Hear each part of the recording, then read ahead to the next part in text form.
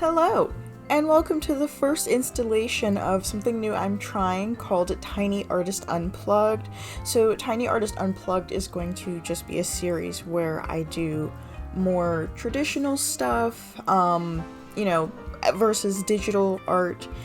This in particular is, I suppose pumpkin carving is an art form, so yeah, it's just a kind of cozy video where I'm going to be designing and carving my pumpkin for Halloween and roasting up the seeds and just sharing that with you guys. So yeah, hope you enjoy! So why do we carve pumpkins anyway? Well, according to Britannica, the jack-o'-lantern has a long history with Halloween, although our favorite creepy faces haven't always been carved out of pumpkins. Their origin comes from an Irish myth about Stingy Jack, who tricked the devil for his own monetary gain. And when Jack died, God didn't allow him into heaven, and the devil didn't let him into hell. So Jack was sentenced to roam the earth for eternity. In Ireland, people started to carve the faces out of turnips to frighten away Jack's wandering soul, and when Irish immigrants moved to the US, they began carving jack-o'-lanterns from pumpkins as these were native to the region. But how did the jack-o'-lantern become associated with Halloween, as Halloween is based on the Celtic festival Samhain? It's a celebration in ancient Britain and Ireland that marked the end of summer and the beginning of the new year on November 1st. It was believed that during Samhain, the souls of those who had died that year traveled to the underworld and that other souls would return to visit their homes. In the 8th century CE, the Roman Catholic Church moved All Saints' Day, a day celebrating the church saints, to November 1st, and this meant that All Hallows' Eve, or Halloween, fell on October 31st. Traditions from Samhain remained, such as wearing disguises to hide yourself from the souls wandering around your home, and the folklore about Stingy Jack was quickly incorporated into Halloween, and we've been carving pumpkins, or turnips, ever since. The legend of Stingy Jack is actually kind of amusing. I suppose not if you're Jack, but here I was able to find the legend on history.com. People have been making jack-o'-lanterns at Halloween for centuries. One version of the practice may have originated from an Irish legend, which first appeared in print in the 19th century, about a man named Stingy Jack. According to the story, Stingy Jack invited the devil to have a drink with him. True to his name, Stingy Jack didn't want to pay for his drink, so he convinced the devil to turn himself into a coin that Jack could use to buy their drinks. Once the devil did so, Jack decided to keep the money and put it into his pocket next to a silver cross, which prevented the devil from changing back into his original form.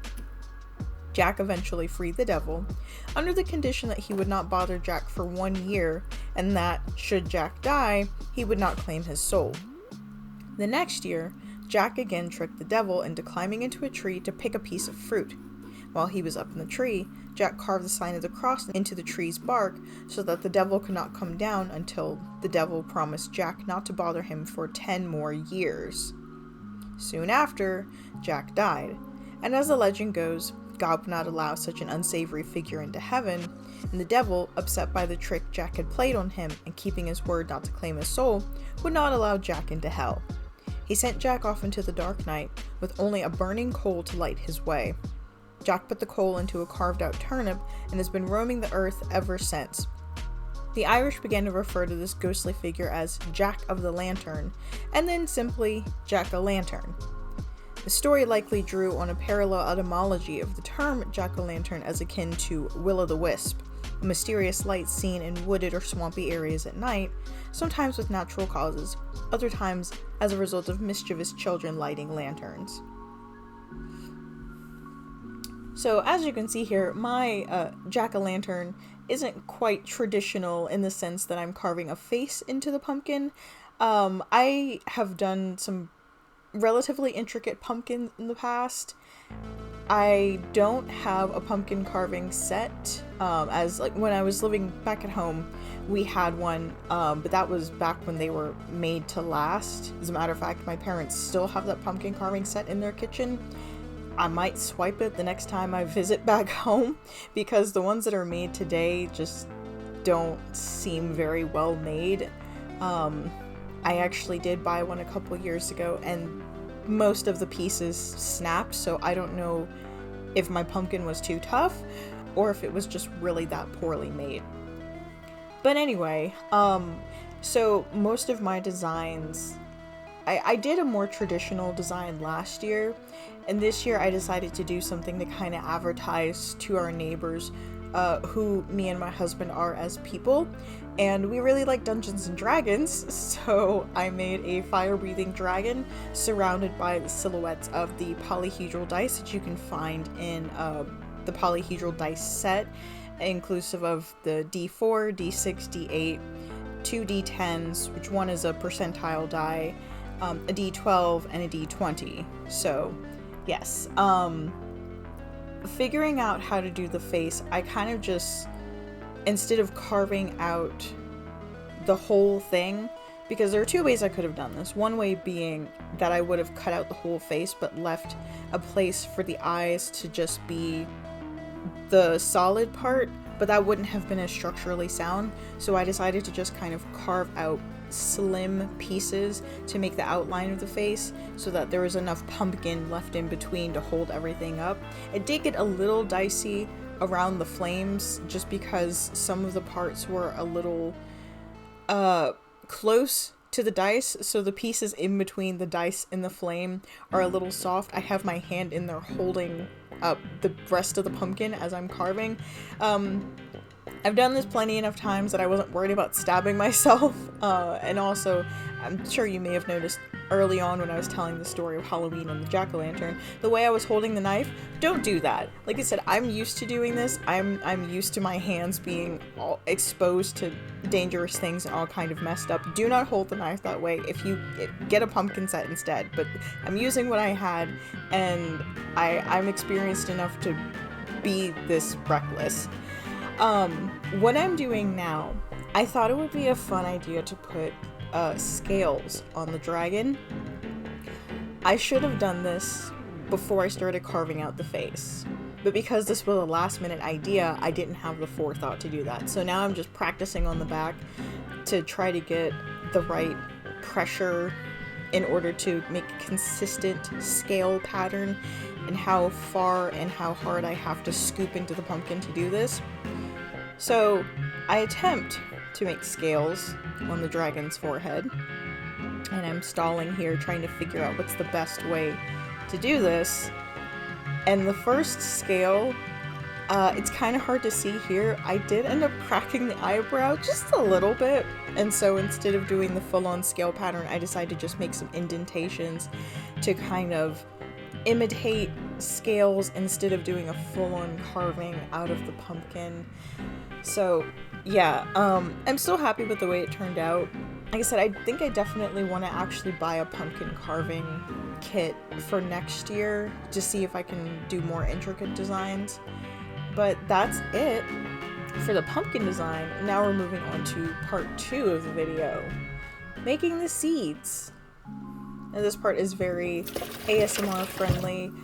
If you've made pumpkin seeds before, you probably don't need a lot of instructions, but I'm just making sure that there's as much goop removed from the pumpkin seeds as possible before I place them in the oven with any seasonings, and just giving them a good washing, because, you know, pumpkins are out in nature. Nature is fine, but nature is also very dirty, so you want to make sure that you give your pumpkin seeds a good wash before you bake them, and this will also help your seasoning stick.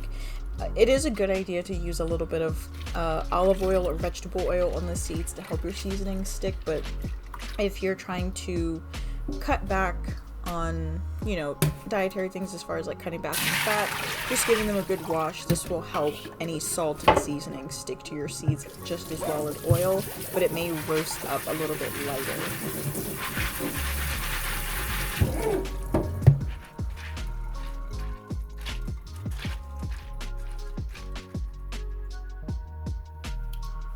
Pumpkin seeds actually have quite a bit of health benefits. So if you've never tried roasting your seeds, maybe this will kind of give you a boost in motivation. So pumpkin seeds are a suitable source of healthy fats, magnesium, and other nutrients that enhance heart and bone health. They're also rich in polyunsaturated fatty acids and antioxidants such as selenium and beta-carotene, which can also be found in carrots. Additionally, they are a high source of iron. 1 cup of pumpkin seeds contains 9.52 milligrams of iron, and also contain a few other essential minerals and nutrients such as zinc, phosphorus, manganese. They have protein and a pretty good source of fiber as well. The magnesium in pumpkin seeds is important for bone formation, and high magnesium intake has association with higher bone density.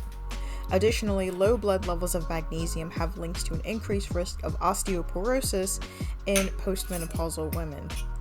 Whatever. A 1 ounce serving of pumpkin seeds contains 1.8 grams of fiber. This is 6% of the recommended daily value. The benefits of diet high in fiber include helping to maintain and moderate weight because the individual feels full for longer after eating, it improves digestion, and it helps manage blood sugar.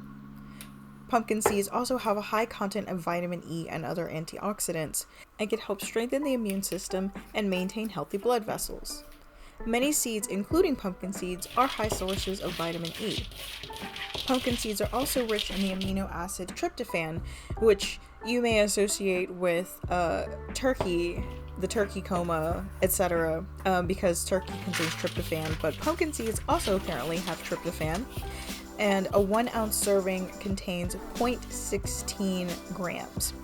People have used tryptophan to treat chronic insomnia because the body converts it into serotonin, the feel-good or relaxation hormone, and melatonin, which is the sleep hormone.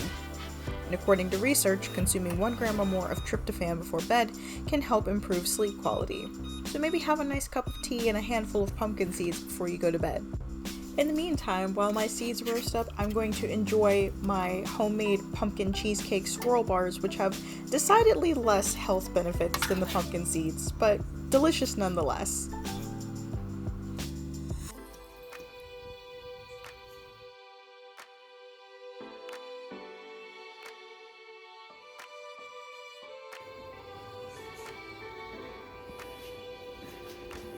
Taking the seeds out now.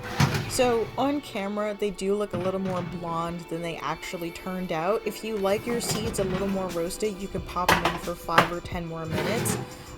Just be careful not to burn them because roasted pumpkin seeds that are burnt are so bitter, which I guess at that point you could crack the shell off and just eat the pepitas inside, but that eliminates the point of putting seasonings on them. So leave them a little blonde and they'll be just fine. So after everything we've done today, here is my pumpkin outside. Isn't he so cute? And I do have a little bit of footage of the rest of the decorations because we are a family that likes to go all out for Halloween. Ignore the wonkiness of the eye. We're gonna zoom in a little bit and see what's causing that. So zoom in a little bit more, a little bit more. There's a little buddy hanging out in my dragon's eye, just being all warm and cozy in his little pumpkin scented nap spot. So the dragon's eyes are fine. There's just a snail in the middle of his face. But here's a little bit of the rest of our decorations from the house. I do need to get another string of lights next year so that I can actually go all the way across, but it looks fine for now. So that is the end of TinyArtist Unplugged for today. I hope you guys have enjoyed this little side adventure. Until the next video, I'll see you guys later. Have a spooky Halloween and a safe Halloween. It's actually raining today, so have a safe, dry, fun, all that good stuff. Have a weird day.